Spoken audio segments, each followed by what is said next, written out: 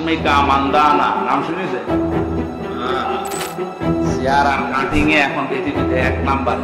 মন গড়া কেচ্ছা কাহিনী আর অন্যের গীবতের মাধ্যমে মিলাদ মাহফিলকে টাকা এর মেশিনে পরিণত করেছে একদল কণ্ঠ ব্যবসায়ী, যারা কোরআন হাদিস বাদ দিয়ে বিদেশি নায়ক নায়িকার সৌন্দর্যের বর্ণনা দিয়ে বিভ্রান্ত করছে তরুণদের। সেই তালিকায় এবার যোগ হয়েছে আমির হামজার নাম। রাশমিকা মান্দানার চেয়েও সুন্দরী ছিলেন আদি মাতা হাওয়া। সম্প্রতি এমনই এক বিতর্কিত মন্তব্য করে তীব্র রোশনলে পড়েছেন নামধারী ইসলামী বক্তা আমির হামজা। যে বিতর্কিত মন্তব্য ভাইরাল হতেই প্রকাশ্যে ক্ষমাও চেয়েছেন হামজা, কিন্তু কেন ওয়াজের নামে এমন কুরুচিপূর্ণ অসংলগ্ন কথাবার্তা বলছেন সেটিও ব্যাখ্যা করেছেন তিনি। বছর কয়েক আগেও যে ফেসবুক ইউটিউব জুড়ে দেখা যেত বিশিষ্ট ইসলামী বক্তা মিজানুর রহমান আজহারি থেকে শুরু করে বাংলাদেশের প্রথম সারির বিভিন্ন ইসলামিক স্কলারের গঠনমূলক ওয়াজ নসিহত, সেই ফেসবুকে এখন রাজত্ব চলছে নামধারী সব ইসলামিক বক্তার। আর এই তালিকার অন্যতম নাম আমির হামজা। ওয়াজ মাহফিলের জগতে একসময় জনপ্রিয় বক্তার তালিকায় আমির হামজার নাম থাকলেও সাম্প্রতিক সময়ে ভাইরাল হওয়ার ফাঁদে পা দিয়ে বিতর্কিত মন্তব্য করে হারিয়েছেন নিজের জনপ্রিয়তা। ফেসবুকের কল্যাণে ভাইরাল হলেও এই ভাইরাল হওয়াও কাল হয়ে দাঁড়িয়েছে আমির হামজার জন্য। সম্প্রতি ওয়াজ মাহফিলে দক্ষিণ ভারতের জনপ্রিয় অভিনেত্রী রাশমিকা মান্দানার সৌন্দর্য নিয়ে কথা বলেন ইসলামী বক্তা আমির হামজা। ওয়াজের মঞ্চে দক্ষিণ ভারতের অভিনেত্রীর সৌন্দর্যের উদাহরণ দিতে গিয়ে আমির হামজা অভিনেত্রী রাশমিকা মান্দানাকে বিশ্বের অন্যতম সুন্দরী হিসেবে আখ্যা দেন, যদিও তিনি রেফারেন্স দিয়েছেন বিভিন্ন গণমাধ্যমের। ওয়াজ মাহফিলের ওই ভিডিওতে দেখা যায় আমির হামজা বলছেন, এখন বিশ্বে যত সুন্দর মানুষ আছে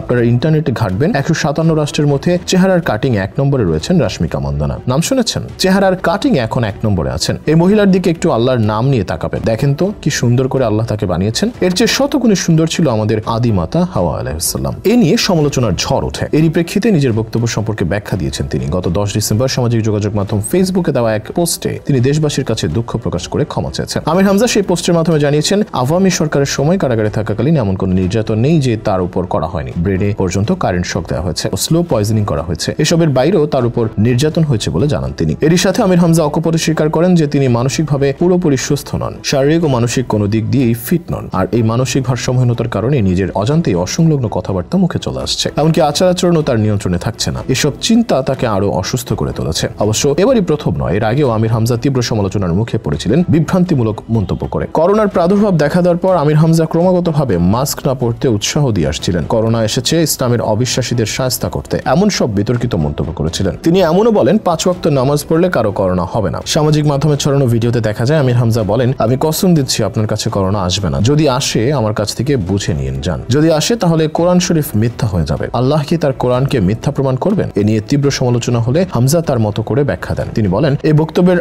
আগে পরে তিনি আরো অনেক কিছু বলেছেন, সেগুলো প্রচার না হওয়ায় তার বক্তব্যের ভুল ব্যাখ্যা হচ্ছে। খোঁজ নিয়ে দেখা গেছে যে শুধু আমির হামজাই নয়, ওয়াজ মাহফিল তান্ত্রিক বাংলাদেশে ওয়াজের নামে গীবত, পরনিন্দা আর অহেতুক কথাবার্তার প্রচলন নতুন কোনো ঘটনা নয়। আমির হামজার মতো অতীতেও অনেক বক্তা এমন সব মন্তব্য করেছেন যা কোরআন হাদিস সমর্থন করে না। যেখানে চোখের হেফাজত নিয়ে একাধিক আয়াত আর বহু হাদিস রয়েছে, সেখানে কিতাবে আমির হামজা নায়িকা রাশমিকার রূপের বর্ণনা করছেন। যারা কোরআনের আয়াত আর রাসূলের বাণী শুনতে এসেছিলেন তারা শুনছেন নায়িকাদের রসালো গল্প। ইতিহাস ঘিরে দেখা যাচ্ছে ওয়াজের মাঠের ওই বিশৃঙ্খলা বহু পুরনো। সাহাবীদের যুগ থেকেই এমন পরিস্থিতি সৃষ্টি হতে দেখা গেছে। প্রিয় নবীর সাহাবীদের সময় এমন অনেক বক্তা আবল তাবল বকে ওয়াজ করা শুরু করে। সাহাবীরা তাদের নিবৃত করার চেষ্টা করেন। প্রত্যেক যুগেই বড় বড় আলেমরা মানুষকে এসব বক্তার বিষয়ে সচেতন করেছেন। ফাউল বক্তাদের বিষয়ে সচেতন করে বহু কিতাবও লেখা হয়েছে যুগে যুগে। এর মাঝে বিখ্যাত কয়েকটি বইয়ের নাম বলবো। 6ষ্ঠ শতকের বিখ্যাত ঐতিহাসিক ও মুহাদ্দিস ইবনুল জাওজি রহমতুল্লাহ আলাইহি লিখেন আল কুসাস ওয়াল মুজাক্কিরিন নামক তথ্যবহুল গ্রন্থ। 8ম শতকে হাফিজ ইরাকি রহমতুল্লাহ আলাইহি লিখেন আল বাইস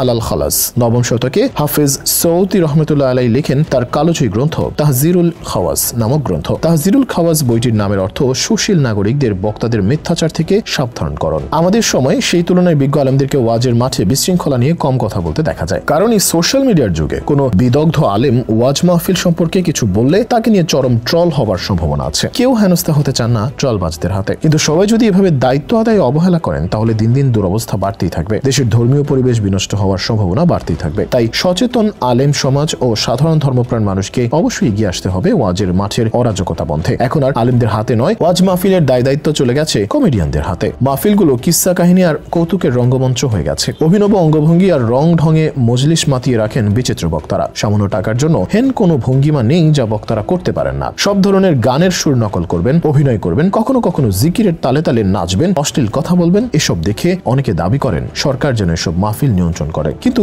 সরকার নিয়ন্ত্রণ করতে গেলে বিরোধে ফুঁসে ওঠেন বক্তারা। সরকার সাধারণত এ ধরনের বিষয়ে হস্তক্ষেপ করতে চায় না। মূলত এটা দেখার দরকার আলেম সমাজের নিজেদেরই। দেশের বড় বড় আলেমরা উদ্যোগ নিয়ে নিয়ন্ত্রণ করা উচিত মাহফিলগুলো। যে সমস্ত ধর্মীয় সংগঠন রয়েছে তার কর্ণধারদের উচিত ওয়াজের নীতিমালা প্রণয়ন করা, কিন্তু এমন কোন নীতিমালা এখন পর্যন্ত চোখে পড়েনি।